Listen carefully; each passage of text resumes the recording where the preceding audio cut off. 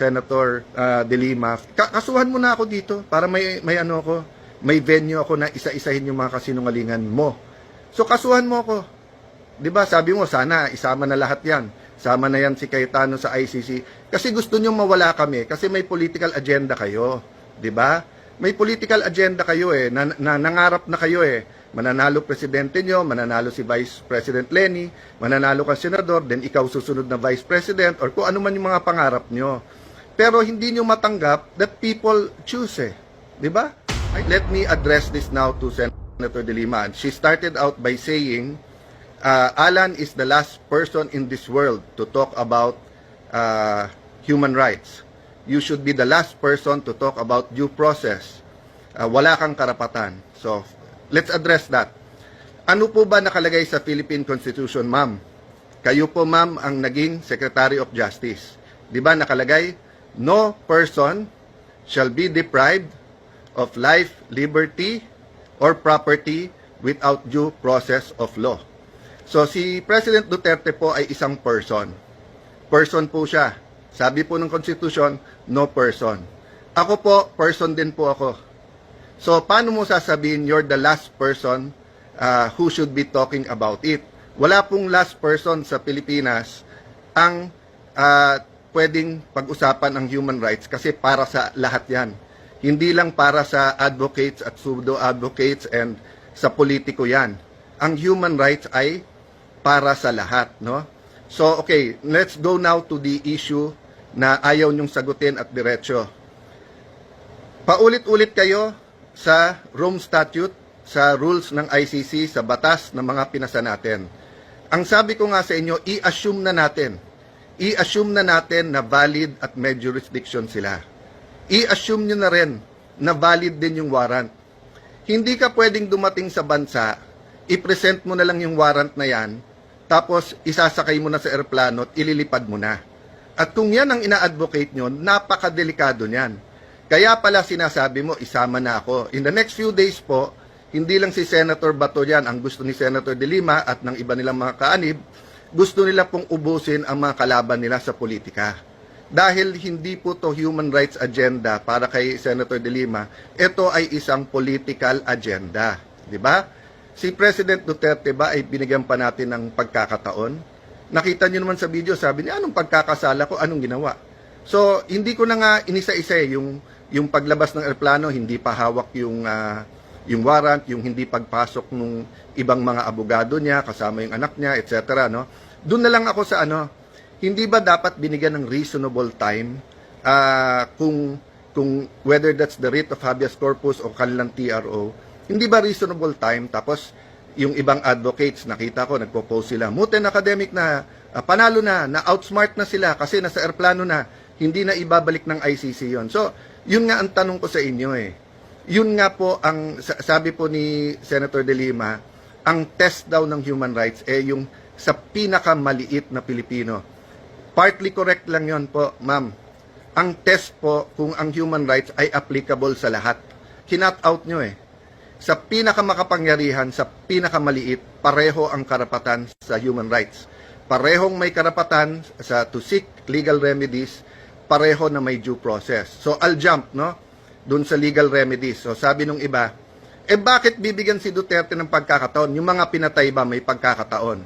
So, first and foremost, parati nating dinidistinguish yung extrajudicial killings. Ibig sabihin yung patayin mo na lang.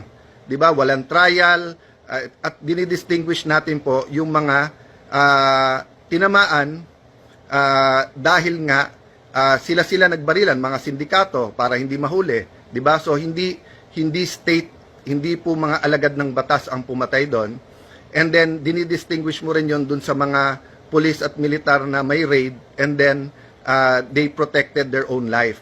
So the point is, ang ginawa ni Senator De Lima sa hearing sa Senate, I'll go through this deeper later on. Ang ginawa niya sa hearing, hindi niya sinabi sa madlang people, sa atin lahat, na during her time as Justice Secretary, iniba nila yung definition ng extrajudicial killing.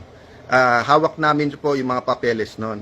So, tapos pinapalabas niya na libo-libo na ang napatay. Na hindi niya sinasabi na ang extrajudicial killing, nung siya ang Justice Secretary ay mahigit 10,000. At never ko sinabing kulang ang napatay o pumatay. I mean, you're making me out to be a monster, ma'am, na hindi naman totoo. So at this point, I want to challenge yung mga famed fact checkers. Oh, yan ha. Rappler, yung mga investigative journalism. Oh, i-fact check nyo na lahat ng sinabi ni Senator De Lima kasi ang daming mali sa sinabi niya. Kailan ko sinabi na kulang pa yung patay? I always said that every life is valuable. 'Di ba? Parati natin sinasabi yung sanctity of life, no? So, ang punto po dun sa mga nagsasabi kay Duterte na, ikaw ba, binigyan mo ba sila ng due process? So, inaamin nyo na hindi nyo siya bibigyan ng due process. 'Di ba? So, kung sino man na gumawa ng karumal-dumal na krimen sa buong Pilipinas, sa buong mundo, na walang due process, dun po lumalabas ang mga tunay na human rights activists na nagsasabing, sandali lang, kahit kriminal sila, meron silang human rights. They have the right to due process. They have the right to seek legal remedies. Kaya nga maraming sikat na human rights activists pero mababaho sa politiko o kaya galit ang tao. Kasi nga, pinaglalaban ang karapatan when it's unpopular, di ba? But sa kanilang clique, sa kanilang grupo na it's more of political revenge rather than pure human rights, tahimik lahat nung sinakay sa eroplano at inilabas na lang.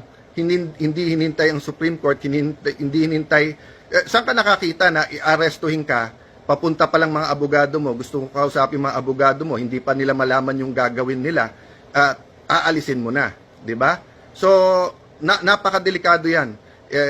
Sabi ko nga kanina, paano kung lumabas dyan 10 general, papayag kayo sa PNP o sa AFP, papayag po ang palasyo. So, kailangan to pag-isipan ng mas malalim. That's why nga sabi ko, maybe an independent voice, a reasonable voice, no? I'm not blaming anyone sa nangyari here, di ba? I'm pointing to the issue na tama ba na ang isang Pilipino na hindi pa niya na-exercise yung karapatan niya sa legal remedies, wala pang due process, ay suddenly sinakay sa eroplano at inalis. Okay, so first, human rights. May human rights lahat ng Pilipino to be safe in the streets. May human rights po lahat po ng ating mga kababaihan na umuwi ng gabi, whether sila'y sales, whether sila'y nasa opisina, sila'y nasa mga restaurant, call center, na hindi sila bastusin. May human rights po lahat ng mga tao na sumakay po ng mga public transport na hindi sila hipuan, hindi sila hold upin. May rights po lahat ng nagwi-withdraw ng pera between 10 to 12, lalo pag sweldo at sila'y nasa call center, so gabi yung shift nila, na hindi sila nakawan. Di ba kayo ang chairman ng Commission on Human Rights nung last year ba o last 2 years ni President Arroyo? At inimbestigahan nyo po si Mayor Duterte. Wala kayong naging conclusion, wala kayong final na kaso, di ba? Or kung meron, did it prosper? Oh, tapos sabi mo kasi powerful kasi kaibigan nga niya ang dating Pangulo na nag-appoint din naman sa iyo. Pero in the next administration, nakapagpakulong nga kayo ng senador, di ba? Kung sino-sinong nilabanan nyo at sabi nyo nga na kaya nyo. Eh ikaw ang Secretary of Justice. Bakit hindi mo kinasuhan si Mayor Duterte noon? Hinintay mo maging presidente, tapos nag-launch kayo ng investigasyon. Nung nabuko ko na medyo may problema sa mga witnesses, may inconsistencies, anong ginawa mo nung chairman ka at pinatayan ako ng mic? Di ba? Inareglo mo, imbis na magalit ka, dahil karapatan ko naman magsalita. Never naman sa Senado na nagkapatayan ng mic, dun time mo lang. Di ba? So kung guilty ako ng patayan ng mic, pero ako ang biktima, hindi po ako ang gumawa nun. So, then we go to fact checking, di ba? Marami kang sinabi sa iyo na kasinungalingan, yung sinabi mo, sabi namin kulang pa ang patayan, etc. No? That's the language of the President. I never excuse that. I made known kapag closed doors and in some areas that's the language the criminals know, but I do not agree with that, especially sa women, etc. However, we do have situations where the criminals understand that, di ba? So, ang punto po doon ay ang ebidensya ay yung safety sa kalye natin without excusing any violations of the law. That's why in the cabinet and even in the small groups, in the security cluster, basta't may murder, basta't may mali na ginawa ang pulis, ang sabi nating kasuhan. Ang proprotektahan lang po yung mga legitimate na operations. So I will not elaborate there now. I have a couple of appointments at napakarami yung sinabi, but maybe a challenge. So sabi sa ano, 'di ba, sa ICC, dun muna kayo sa ano, sa country. So kasuhan mo ko.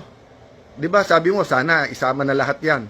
Sama na 'yan si Cayetano sa ICC kasi gusto niyo mawala kami kasi may political agenda kayo, 'di ba? May political agenda kayo nangarap na kayo mananalo presidente nyo, mananalo si Vice President Lenny, mananalo ka senador, then ikaw susunod na Vice President, or kung ano man yung mga pangarap nyo. Pero hindi nyo matanggap that people choose Di ba? I don't always agree with who people choose, but I respect the people's choice. That's the democracy Di ba? Nakatikim din ako ng talo, tikim ako ng panalo, nakatikim ako ng dala ako ng ilan mga grupo, nakatikim ako ng hindi ako dala. Nagpapasalamat ako parati kasi choice nila yon. But kayo, napaka-frustrated nyo kapag hindi kayo nananalo o hindi nyo nakukuha ang basbas o ang tiwala ng tao. Kaya gusto nyo, ikulong na lang lahat ng kalaban nyo. Di ba? Former secretary, former chairman ng CHR, former senator De Lima, former a person who told the truth pero ngayon panay kasinungalingan, kasuhan mo na ako dito para may venue ako na isa-isahin yung mga kasinungalingan mo at na mga kasama. I meant no offense to human rights activists. Nirerespeto ko kayo. During my time, I always made time and made sure that people listened even if opposing ang views natin. But yun nga, nagdudugo pa rin ang puso ko. Ba't walang nagsalita sa inyo? Sa kagustuhan nyo na madala dun si Duterte na ma-detain siya, ma-face niya, dininay nyo yung due process at saka yung opportunity niya to seek legal remedies. And I don't think that should happen to any Filipino.